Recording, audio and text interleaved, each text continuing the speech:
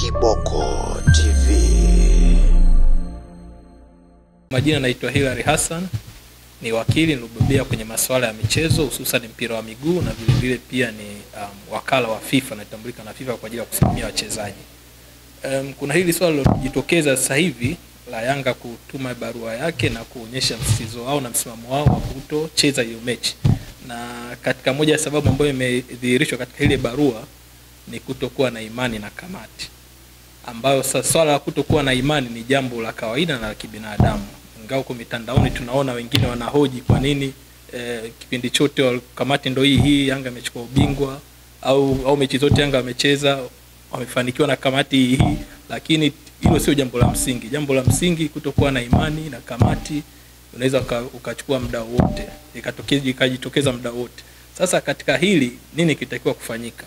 Kilichotakiwa kufanyika, kwanza Yanga iwasilishe kesi yake mbele ya kamati, alafu itoe hayo maelekezo yake mbele ya kamati au hoja zake za kutokuwa na imani na kamati. Maana mwisho wa siku kamati ni watu ambao wanaunda kile chombo. Kwa hiyo inawezekana ni watu watatu tu au wawili au mmoja ambao Yanga hana imani naye. Na hili kuweka hii sababu ni jambo la msingi sana, kwa sababu leo kesho mtu atamuona tu kwa sababu mjumbe wa kamati fulani ni mfupi au mweusi, basi atasema bwana mimi sina imani na mtu huyu.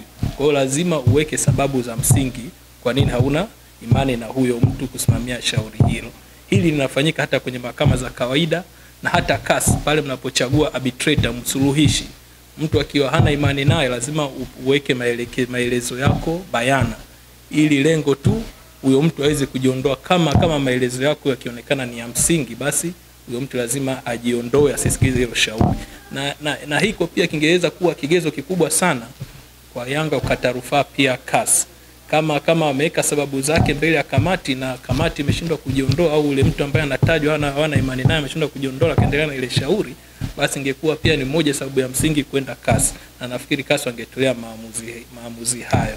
Sasa katika hili ambalo lipo sasa hivi inatupa shida hata sisi mawakili ambao tumebea kwenye michezo.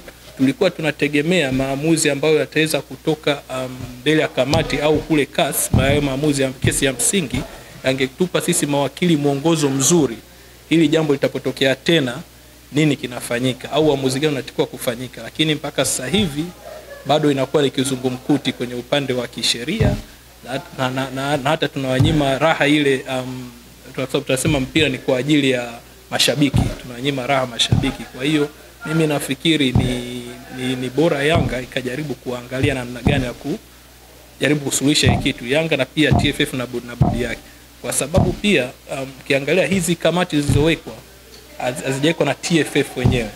Hizi kamati zimewekwa na TFF kwa miongozo wa FIFA, na FIFA muda wote inataka mambo yasimamiwe kwa haki, kwa usawa, impartiality, bila upendeleo wowote.